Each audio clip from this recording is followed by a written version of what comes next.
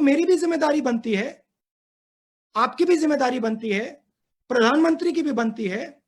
आज हमें ये सब भूल जाना है कि मैं जर्नलिस्ट हूं, मैं कांग्रेस पार्टी का हूं, मैं आरएसएस का हूं, मैं बीजेपी का हूं। नंबर वन, मैं हिंदुस्तानी हूं। हिंदुस्तान में डर मिटाना है और हिंदुस्तान की जो इकोनॉमिक सिस्टम है वापस उसको पटरी पे लाना है।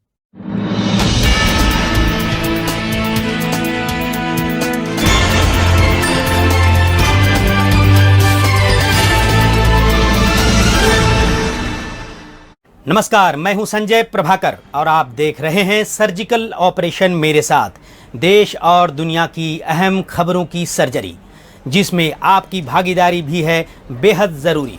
दोस्तों, आज हम बात करेंगे महाराष्ट्र के औरंगाबाद में मालगाड़ी की चपेट में आने से 16 माइग्रेंट लेबर्स की दर्दनाक मौत की वजह की, और इस मामले पर हमारे साथ होंगे औरंगाबाद के सांसद इम्तियाज़ जलील।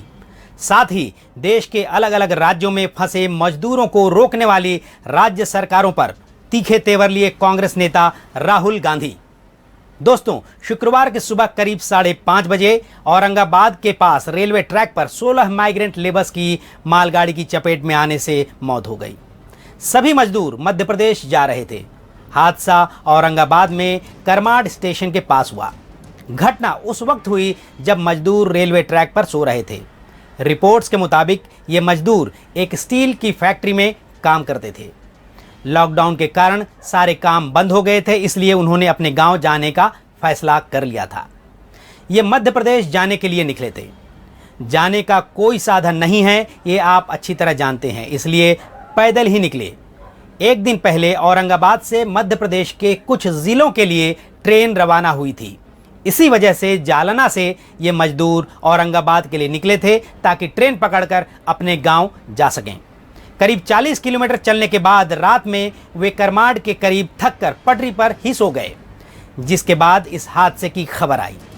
इस हादसे को लेकर सांसद इम्तियाज़ जलील ने केंद्र और राज्य सरकार दोनों को जिम्मेदार बताया है। देखिए, बहुत ही दुर्भाग्यपूर्ण घटना है और मैं समझता हूं कि भले ही लोग इसे ये कहेंगे कि ये एक्सीडेंट हुआ है और इस एक्सीडेंट के अंदर मजबूर बेसहारा 16 मजदूरों की जान गई है, लेकिन मैं इसे एक्सीडेंट नहीं कहूंगा बल्कि हत्या कहूंगा। और हत्या इसलिए कहूंगा कि सारा देश जानता है, सरकारें जानती है, चाहे वो राज्य सरकार हो या केंद्र सरकार हो, कि आज महाराष्ट्र के अंदर जितने मजदूर फंसे हुए हैं, मेरे अपने जिले के अंदर कई हजार ऐसे मजदूर हैं जो मध्य प्रदेश के, बिहार के, उत्तर प्रदेश के, झारखंड के, पश्चिम बंगाल के, ये 1.5 महीने से इस इंतजार में थे कि हमें अपने घर तक पहुंचाने का कोई इंतजाम किया जा सके। हम बार बार सरकार से गुहार लगाते रहे कि इनको अपने घर पहुंचाने का इंतजाम किया जाए। तो ये जो है, ये एक्सीडेंट नहीं है। ये मजबूर लोग इस उम्मीद से निकले थे कि हम सड़क के ऊपर से जा नहीं सकते हैं क्योंकि लॉकडाउन है, पुलिस हमें जाने नहीं देंगी, तो ये चोर रास्ते की तलाश करते हैं। और कई ऐसे केसेस है कि जहां पर लोग पहाड़ों के ऊपर से, छोटी छोटी नदियों के अंदर से पास करके दूसरे शहरों को जा रहे हैं, इस उम्मीद के अंदर कि हमें यहाँ कुछ नहीं मिला, वहां कुछ मिल सकता है। और इसी उम्मीद को लेकर जालना से जब ये मजदूर निकले थे, भुसावल की तरफ जा रहे थे, जो प्राथमिकता हमें जानकारी मिली है, क्योंकि भुसावल एक रेलवे जंक्शन है और उन्हें ऐसा लगा कि बहुत सारी ट्रेन वहां से गुजरती है, तो हो सकता है ये ट्रेन हमें वहां पर मिल जाए करके। लेकिन मैं समझता हूं कि इस वक्त आरोप लगाने का नहीं है, लेकिन क्या ये हकीकत नहीं है कि आज सड़कों के ऊपर कई 100 ऐसे मजदूर हैं जो औरंगाबाद से खुद पैदल निकले हैं। 1400, 1600, 1700 किलोमीटर का सफर वो पैदल करने के लिए मजबूर हो गए हैं। वो साइकिलों के ऊपर निकल पड़े हैं क्योंकि उन्हें अपने घर जाना है। क्या सरकार ये अच्छी तरह से नहीं जानती है, जिस तरह से प्लानिंग की गई है कि हम 7 मई से 16 मई के दौरान इतने फ्लाइट्स ऑपरेट करेंगे और यहाँ से पूरे जितने भी हमारे पैसेंजर्स दूसरे मुल्कों के अंदर है उन सबको यहाँ पर लेकर आएंगे? क्या इस तरह की प्लानिंग रेलवे डिपार्टमेंट की तरफ से की गई थी कि हम महाराष्ट्र में इतने हजारों नहीं है, लाखों ऐसे मजदूर है जो यहाँ पर रोजगार के लिए अपना पेट भरने के लिए आए हुए हैं।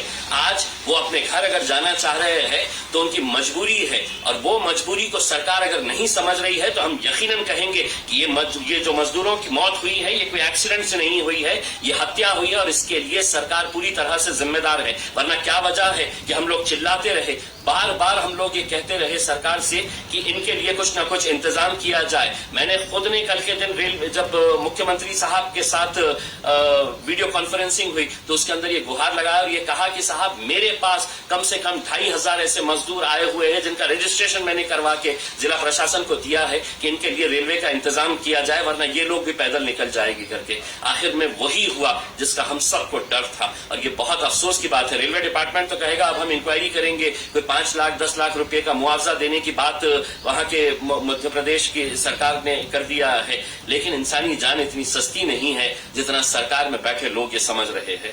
लॉकडाउन में सारे काम बंद हैं, पास में पैसे नहीं हैं, खाने को खाना मिल जाए तो बड़ा नसीब। देश भर में मजदूरों का बुरा हाल है। मोदी सरकार ने लॉकडाउन में ढील तो दी है, कुछ विशेष शर्तों के साथ स्पेशल कैटेगरी के इंडस्ट्रीज को खोलने की अनुमति भी दे दी है।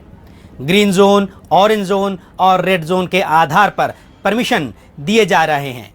लेकिन केंद्र की इस रणनीति पर हमसे कांग्रेस नेता राहुल गांधी ने क्या कहा, सुनिए। हम सजेशंस दे रहे हैं, जो भी हमें लगता है जिससे फायदा होगा वो इनपुट हम सरकार को दे रहे हैं। सरकार की जनरल स्टाइल ऑपोजिशन से बात करने की नहीं है, उसको हमने एक्सेप्ट कर लिया है, बट हम जो हमारा काम है वो कर रहे हैं। हमें लगता है कि 4-5 चीज़ें इमीडिएटली करनी चाहिए।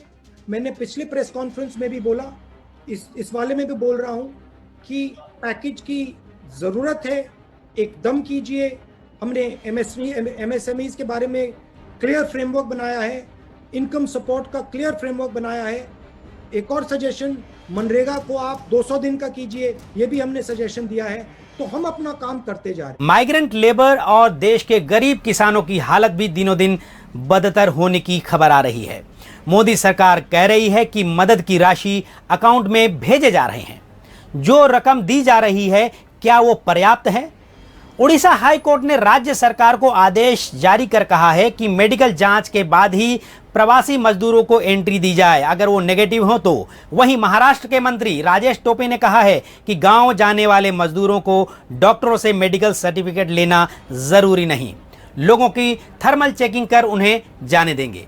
ऐसे में मजदूरों का क्या हाल होगा, आप साफ समझ सकते हैं। राहुल गांधी का कहना है कि केंद्र सरकार जमीनी हकीकत समझे और जमीनी स्तर पर काम का बंटवारा करे, दूसरों पर भी भरोसा करे।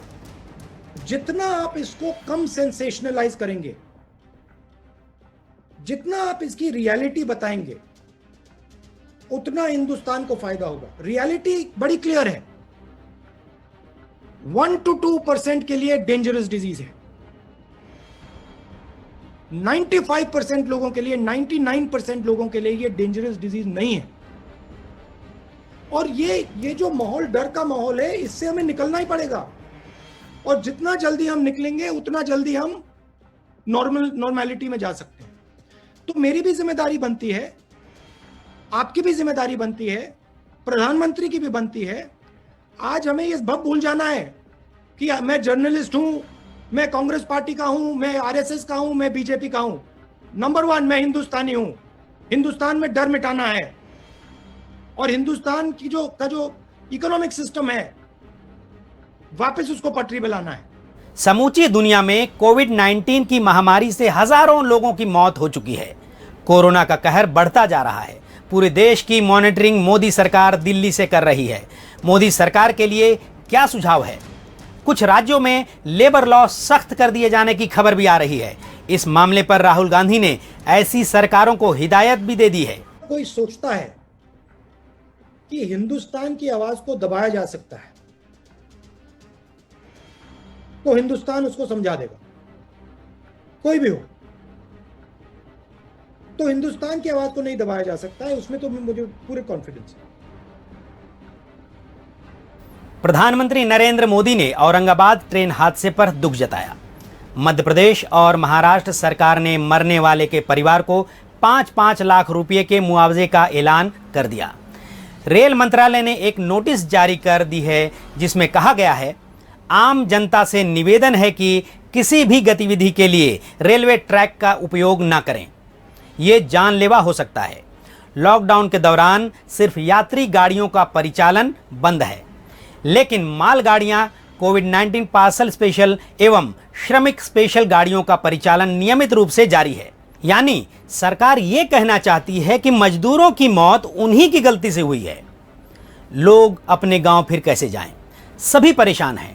पैदल सड़कों से निकले तो वहां भी एसेंशियल गुड्स ले जाने वाले ट्रक्स या बसों से मौत का डर है। सैकड़ों किलोमीटर चलते हुए रास्ते में हार्ट अटैक से जान जाने का खतरा है। औरंगाबाद हादसे के बाद रेलवे से जारी नोटिस की तरह हाईवेज अथॉरिटी की तरफ से या राज्य सरकार के रोड एंड ट्रांसपोर्ट मंत्रालय से ऐसी ही एक और सूचना जारी कर दी जाए तो हैरत आपको नहीं होनी चाहिए। सूचना कुछ इस तरह की हो सकती है, सड़कों पर पैदल चलकर गांव जाना जानलेवा हो सकता है क्योंकि सामान्य ट्रांसपोर्ट को अनुमति नहीं है। सिर्फ एसेंशियल गुड्स को ले जाने वाले ट्रक्स और बसें चल रही हैं और इमरजेंसी पेशेंट्स के अलावा कोरोना पॉजिटिव मरीजों को ले जाने वाले एम्बुलेंस ही सड़कों पर दौड़ रहे हैं। सावधान रहें। दोस्तों, दर्दनाक मंजर है। कश्मीर से कन्याकुमारी और पूरब से पश्चिम तक जिन मजदूरों ने सड़कें बनाई, शहर से शहर को जोड़ा, गांव को गांव से जोड़ा, रेलवे ट्रैक्स बिछाए, पहाड़ों को काटकर, नदियों को चीरकर रास्ते बनाए, आज वही मजदूर अपने बनाए रास्तों से होकर अपने माँ बाप, बाल बच्चों के पास अपने गांव घर जाने को तरस रहे हैं। दर्दनाक मंजर है। बहरहाल मैं प्रधानमंत्री नरेंद्र मोदी से अपील करूंगा कि अपने विपक्ष के नेताओं की भी सुनिए। जरूरी नहीं है कि आपके थिंक टैंक के पास हर मर्ज का इलाज हो। बेहतरीन सुझाव आपके विरोधी भी आपको दे सकते हैं। स्वीकार करना सीखिए। वहीं दूसरी तरफ विरोधियों को भी मेरा यही सुझाव है कि अगर सरकार आम जनता के हित में कोई बेहतर कदम उठाती है तो उसको लेकर बेवजह बवाल खड़े ना करें, अफवाह न फैलाएं। आरोग्य सेतु की बात हो या पीएम केयर फंड की, जनता में सरकार के प्रति नफरत फैलाना जुर्म है। नमस्कार दोस्तों, खबर देखने के बाद आप अपने कमेंट हमें ज़रूर लिखें। चैनल ज़रूर सब्सक्राइब कर लें ताकि आप तक हमारी खबरों की सर्जरी की पूरी रिपोर्ट लगातार पहुंचती रहे। धन्यवाद।